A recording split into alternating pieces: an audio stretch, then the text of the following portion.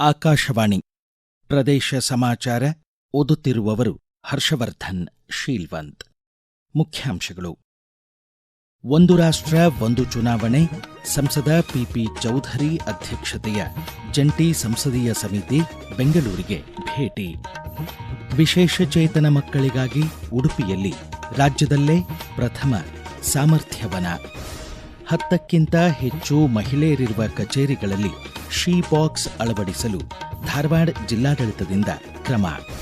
ಹಂಪಿಯಲ್ಲಿ ಭಾರತೀಯ ಪುರಾತತ್ವ ಸರ್ವೇಕ್ಷಣಾ ಇಲಾಖೆ ಉತ್ಖನನ, 2 ಪ್ರಮುಖ ಐತಿಹಾಸಿಕ ಕುರುಹುಗಳು ಪತ್ತೆ. ಈಗ ವಾರ್ತೆಗಳ ವಿವರ.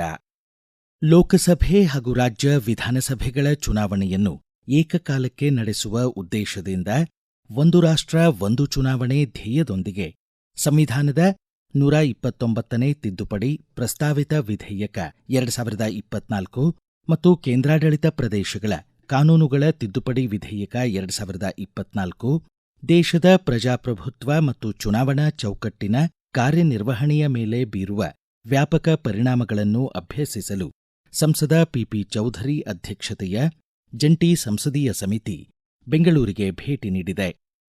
ಬೆಂಗಳೂರು ಮತ್ತು ಗುಜರಾತಿನ ಗಾಂಧಿನಗರಕ್ಕೆ ಈ ತಿಂಗಳ 21ರವರೆಗೆ ಅಧ್ಯಯನ ಪ್ರವಾಸ ಕೈಗೊಂಡಿರುವ ಜಂಟಿ ಸಂಸದೀಯ ಸಮಿತಿ ಸದಸ್ಯರು ಉಪಮುಖ್ಯಮಂತ್ರಿ ಡಿಕೆ ಶಿವಕುಮಾರ್, ಮಾಜಿ ಮುಖ್ಯಮಂತ್ರಿ ಡಾ ಎಂ ವೀರಪ್ಪ ಮೊಯ್ಲಿ, ಬಿಜೆಪಿ ರಾಜ್ಯಾಧ್ಯಕ್ಷ ಬಿವೈ ವಿಜಯೇಂದ್ರ ಹಾಗೂ ಸಂಸದರು, ಬಿಎಸ್ಪಿ, ಆಪ್ ಸೇರಿದಂತೆ ಅನೇಕ ಪಕ್ಷಗಳ ಪ್ರತಿನಿಧಿಗಳೊಂದಿಗೆ ಸಮಾಲೋಚಿಸಿದರು. ಬಳಿಕ ಸುದ್ದಿಗೋಷ್ಠಿ ನಡೆಸಿದ ಸಂಸದ ಪಿಪಿ ಚೌಧರಿ, ಮಸೂದೆ ಅಂಗೀಕಾರಗೊಳ್ಳಲು 3/2 ಬಹುಮತದ ಅಗತ್ಯವಿದೆ, ಎಲ್ಲ ಪಕ್ಷಗಳ ಒಮ್ಮತ ಪಡೆಯಲು ಸಮಿತಿ ಪ್ರಯತ್ನಿಸುತ್ತಿದೆ ಎಂದು ಹೇಳಿದರು.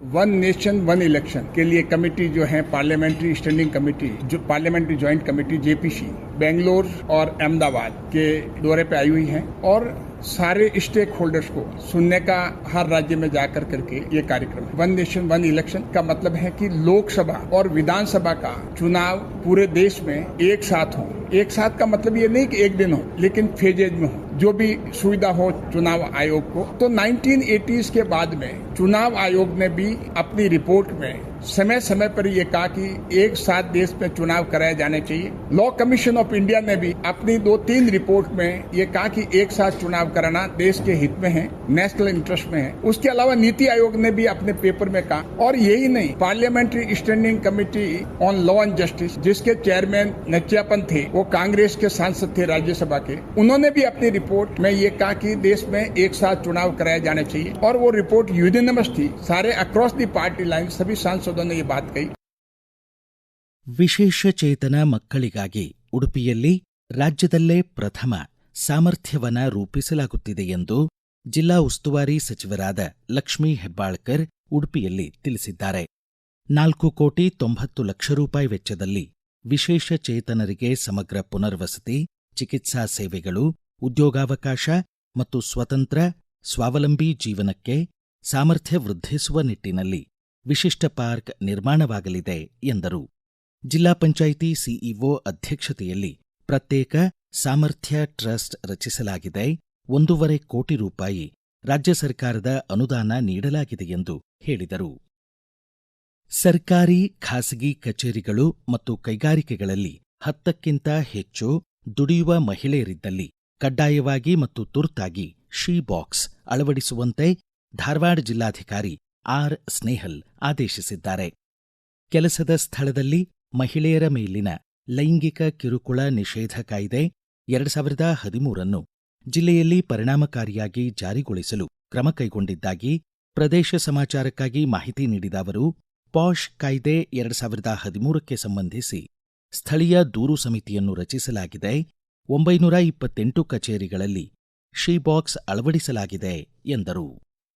ಕೆಲಸದ ಸ್ಥಳದಲ್ಲಿ ಮಹಿಳೆಯರ ಮೇಲಿನ ಲೈಂಗಿಕ ಕಿರುಕುಳ ತಡೆಗಟ್ಟುವಿಕೆ, ನಿಷೇಧಿಸುವಿಕೆ ಮತ್ತು ನಿವಾರಿಸುವಿಕೆ ಕಾಯ್ದೆ 2013 ಇದರನ್ವಯ ಕೆಲಸದ ಸ್ಥಳಗಳಲ್ಲಿ ಲೈಂಗಿಕ ಕಿರುಕುಳ ತಡೆಗಟ್ಟುವ ನಿಟ್ಟಿನಲ್ಲಿ ಈ ಒಂದು ಶೀ ಬಾಕ್ಸ್ ಅನ್ನುವಂತಹ ಒಂದು ಕಾರ್ಯಕ್ರಮವನ್ನು ಆಯೋಜಿಸಲಾಗಿದೆ. ಸರ್ಕಾರಿ ಅಥವಾ ಖಾಸಗಿ ಸಂಸ್ಥೆಯಲ್ಲಿ 10 ಅಥವಾ ಅದಕ್ಕಿಂತ ಹೆಚ್ಚು ಕೆಲಸಗಾರರು ಅಥವಾ ಸಿಬ್ಬಂದಿಗಳು ಕಾರ್ಯನಿರ್ವಹಿಸ್ತಾ ಇದ್ರೆ ಅಂತ ಒಂದು ಕ್ಷೇತ್ರದಲ್ಲಿ ಈ ಒಂದು ಆಂತರಿಕ ದೂರ ಸಮಿತಿಯನ್ನ ರಚಿಸುವುದು ಕಡ್ಡಾಯವಾಗಿರುತ್ತದೆ. ಆ ಎಲ್ಲಾ ಮಾಹಿತಿಯನ್ನ ಕೇಂದ್ರ ಸರ್ಕಾರದ ಎನ್ನುವಂತ ಶೀ ಬಾಕ್ಸ್ ಎನ್ನುವಂತ ತಂತ್ರಾಂಶದಲ್ಲಿ ನಾವು ಅಳವಡಿಸಬೇಕಾಗುತ್ತೆ. ಗುಲಾಬಿ ರಂಗದ ಒಂದು ಬಾಕ್ಸ್ ಅನ್ನ ನಾವು ಇಡಬೇಕಾಗುತ್ತೆ, ಶೀ ಬಾಕ್ಸ್ ಅಂತ ಹೇಳಿ. ಮಹಿಳೆಯರು ಯಾವುದೇ ರೀತಿಯಲ್ಲಿ ಕಿರುಕುಳ ಅನುಭವಿಸ್ತಾ ಇದ್ರೆ ಅದನ್ನ ಅವರು ಆ ಬಾಕ್ಸ್ ಅಲ್ಲಿ ಹಾಕಬಹುದು ಅಂತ ಈ ಒಂದು ಯೋಜನೆಯ ಆಶಯ ಇರುತ್ತೆ. ಸೊ ನಮ್ಮ ಜಿಲ್ಲೆಯಲ್ಲಿರುವಂತಹ ಎಲ್ಲಾ ಕಚೇರಿಗಳಲ್ಲಿ ಶೀ ಬಾಕ್ಸ್ ಅನ್ನ ನಾವು ಇಟ್ಟಿದ್ದೇವೆ. ಸೊ ನಮ್ಮ ಜಿಲ್ಲೆಯಲ್ಲಿ ಆಲ್ಮೋಸ್ಟ್ ಒಂದು 1500ಕ್ಕೂ ಹೆಚ್ಚು ಪ್ರೈವೇಟ್ ಹಾಗೂ ಅಷ್ಟೇ ಸಂಖ್ಯೆಯ ಹೆಚ್ಚಿನ ಒಂದು ಶೀ ಬಾಕ್ಸ್ ಇಡೋದಕ್ಕೆ ನಾವು ಪ್ರಯತ್ನಿಸ್ತಾ ಇದ್ದೀವಿ. 1408 ತಾಲೂಕು ಮಟ್ಟದ ಕಚೇರಿಗಳಿದ್ದಾವೆ, 66 ಸಂಖ್ಯೆಯ ಜಿಲ್ಲಾ ಮಟ್ಟದ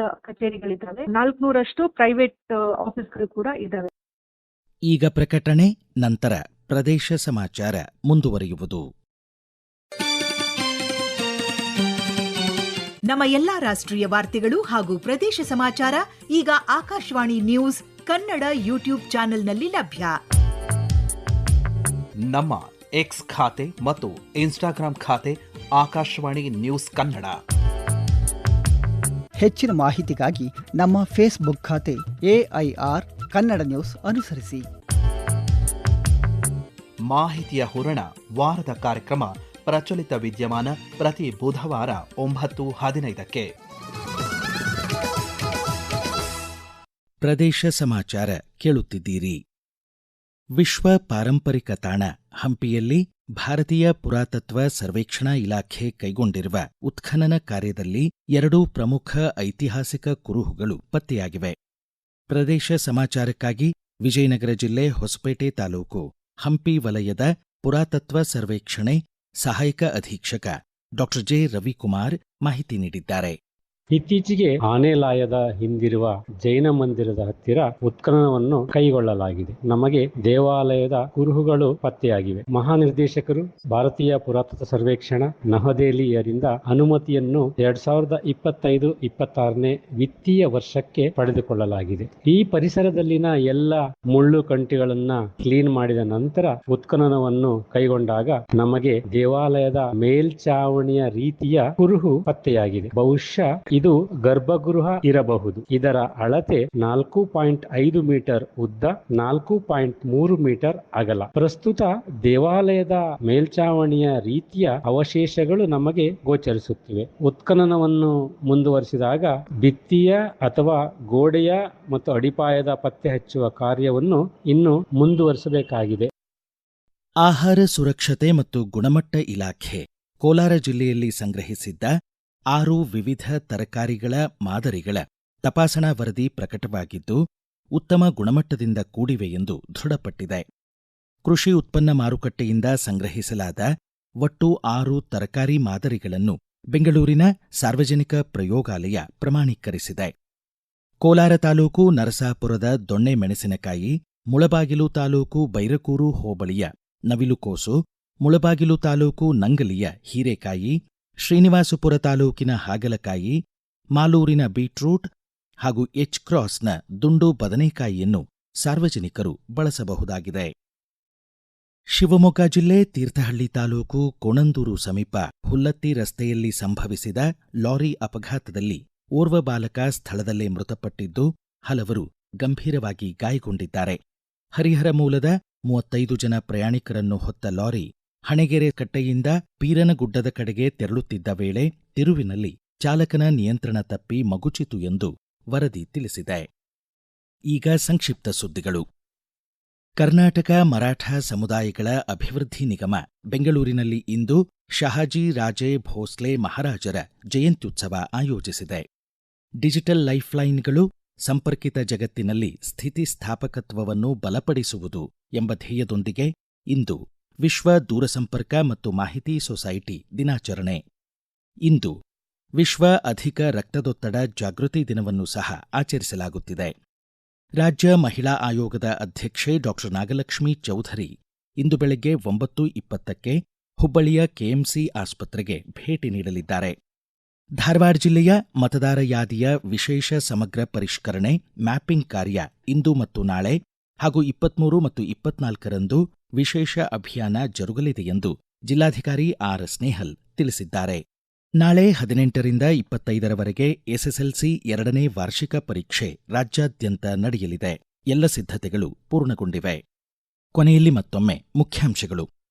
ಒಂದು ರಾಷ್ಟ್ರ ಒಂದು ಚುನಾವಣೆ ಸಂಸದ ಪಿಪಿ ಚೌಧರಿ ಅಧ್ಯಕ್ಷತೆಯ ಜಂಟಿ ಸಂಸದೀಯ ಸಮಿತಿ ಬೆಂಗಳೂರಿಗೆ ಭೇಟಿ. ವಿಶೇಷಚೇತನ ಮಕ್ಕಳಿಗಾಗಿ ಉಡುಪಿಯಲ್ಲಿ ರಾಜ್ಯದಲ್ಲೇ ಪ್ರಥಮ ಸಾಮರ್ಥ್ಯವನ.